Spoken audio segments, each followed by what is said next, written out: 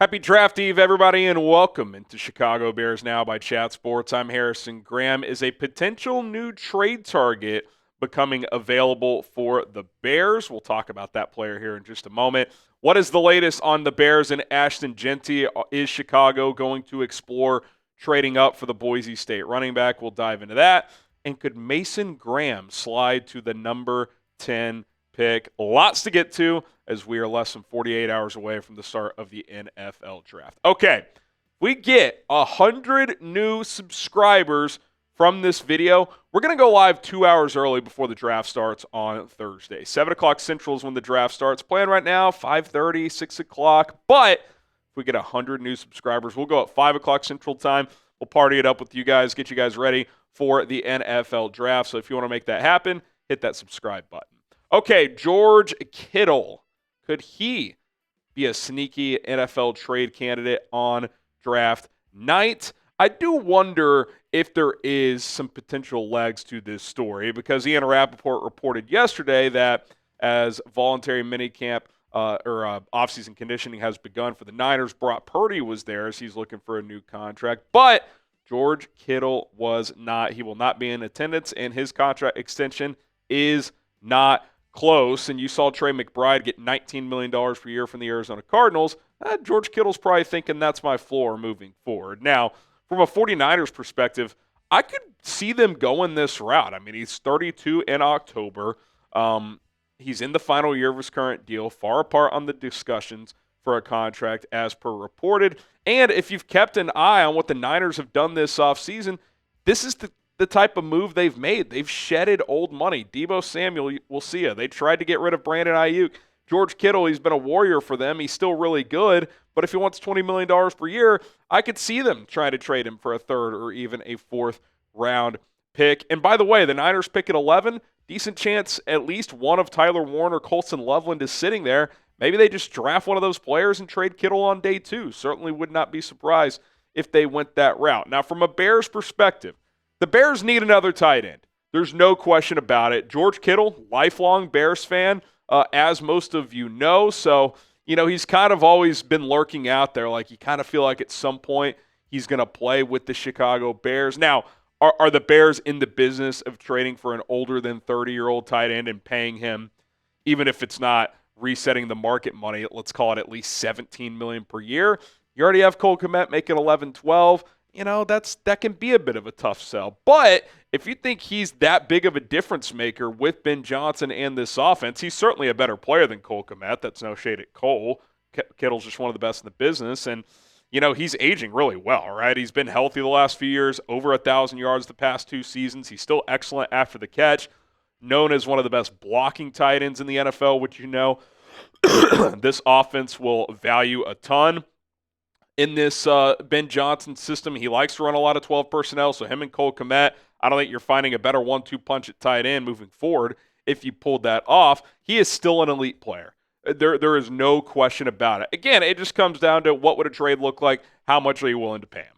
Because, even though the Bears have been pretty flexible with their cap and remain so moving forward, you give a 32-year-old George Kittle, I don't know, would he ask for a 2-year, $40 million extension? That's a hefty price to pay. It's not like that's just, hey, hometown discount, we'll get you at 2 for $25. Like, I don't think George Kittle's doing that, even though I think he'd be pretty open to coming to the Bears if he did get traded by the 49ers. Okay, so here's my trade idea, just for fun. Third-round pick for Kittle. Pretty simple.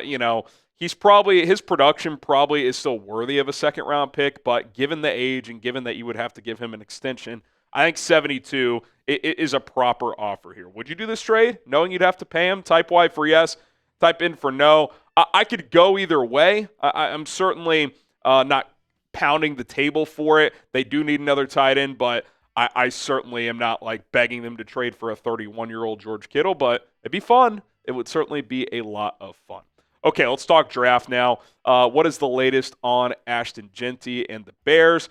There seems to be some growing belief that Chicago could try to trade up and land the Boise State superstar running back. We'll get to a quote from an analyst in just a moment. But first, I do want to tell you guys about today's sponsor. That is Prize Picks, the #1 daily fantasy sports app in North America.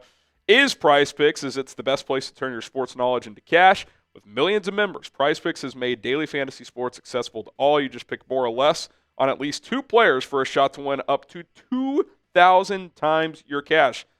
Yes, you can turn $10 into $2,000 on certain lineups with Prize Picks today. The way it works is simple. You select 2 to 6 players in your Prize Picks lineup, pick more or less on their projected stats, and place your entry. It takes less than a minute to set a lineup. Takes less than 90 seconds to sign up.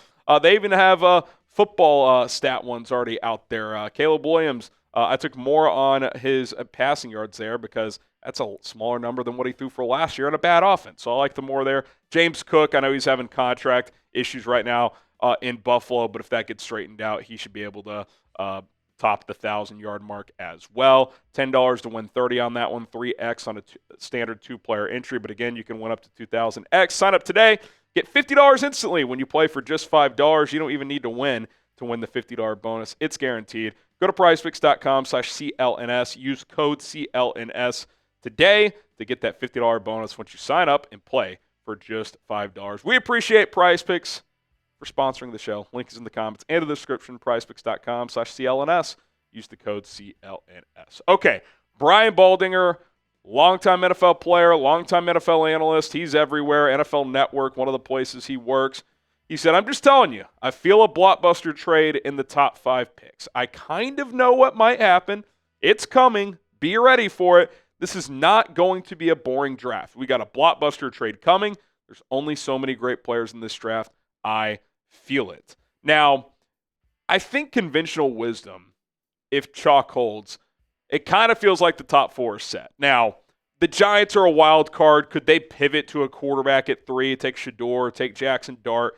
It could happen. I would be surprised. Could one of Cleveland or New York trade down if they got a massive haul?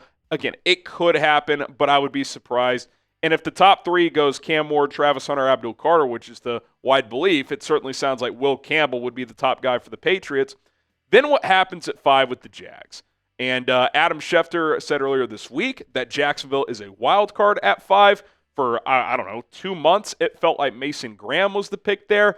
That is no longer the case. We'll talk a little bit more about that. It does not sound like they're going to take the Michigan defensive tackle. So what do they do there? Do they take Ashton Jeanty? Do they try to trade down? Do they take Tyler Warren? Do they take Tetairoa McMillan? Kelvin Banks has been gaining a lot of steam in the lead up to the draft as well. And if they like a few offensive players and they're thinking, well, there's 3, 4, 5 guys we like. We're sitting at 5. We'll move down a handful of spots if we get the right offer. So this is the offer I've been dangling out there all week long.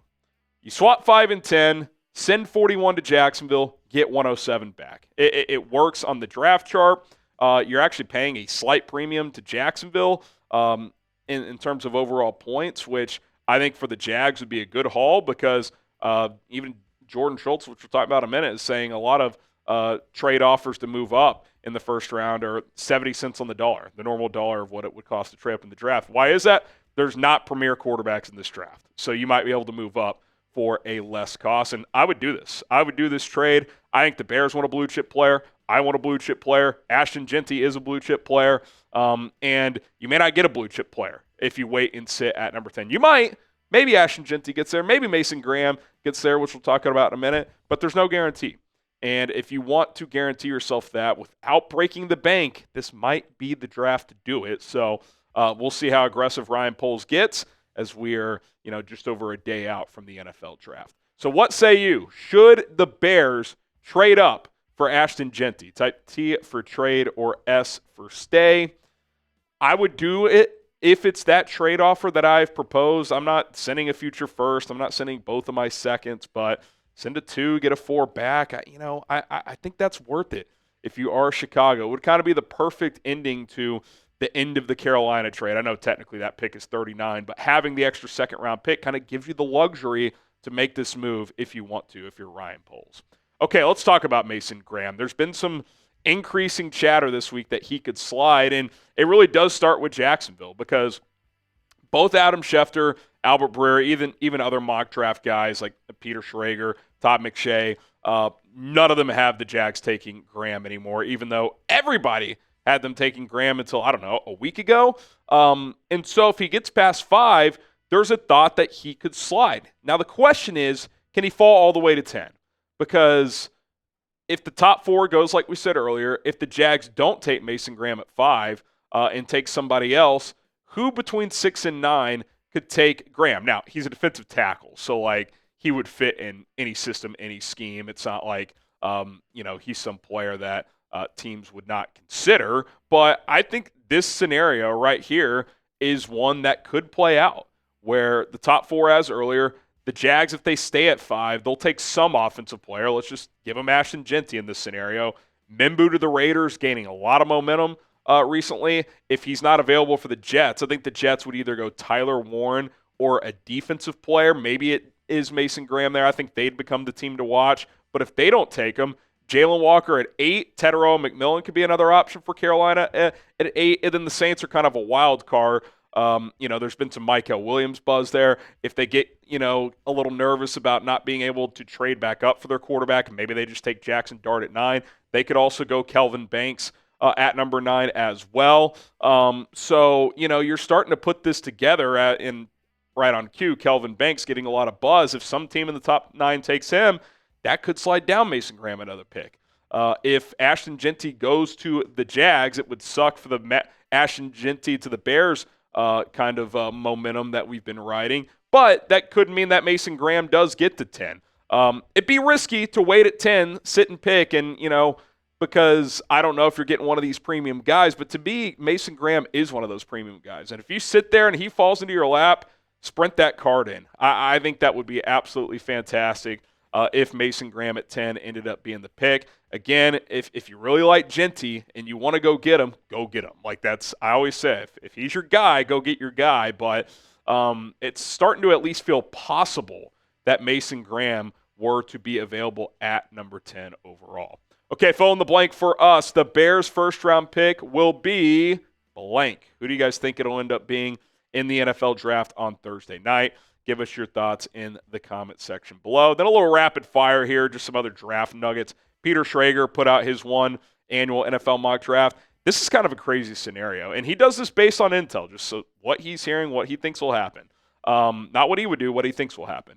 He has the Bears trading down from 10 to 14 to select Kelvin Banks, which in a vacuum I'd be fine with. The Bears picked up a third-round pick from the Colts in this package. I've proposed that same exact trade, not to take Banks, but the same value. What's crazy about it, though, is Mason Graham was there at 10, and he still had them trading down for Banks. So is he hearing that the Bears really like Banks? Who knows? McShay had Jeanty falling to 10. He said that on PMT. But then right before I filmed, he also said Mason Graham could be the Bears pick at 10. So I don't know which direction he's going in now there, but he has said both of those. And then Jordan Schultz, I alluded to it earlier, he said trading up in this draft is going to cost less than normal. 70 cents on the dollar are the offers being presented to teams right now. So we'll see if that number goes up on draft night. But even if it does a little bit, you're not going to have to pay what you normally do, which, again, gets us back to the point. If you want to get Ashton Jeanty, and if the Jags are willing to move down, if you can get him without paying that uber premium that you typically would to move up from 10 to 5, I think it's something you got to really, really consider if you're Chicago. All right, that's going to do it for this episode of Chicago Bears Now. Our final mock draft is dropping later this afternoon, probably 5 or 6 o'clock Central Time. So be on the lookout for that, and we'll see you soon. Bear down.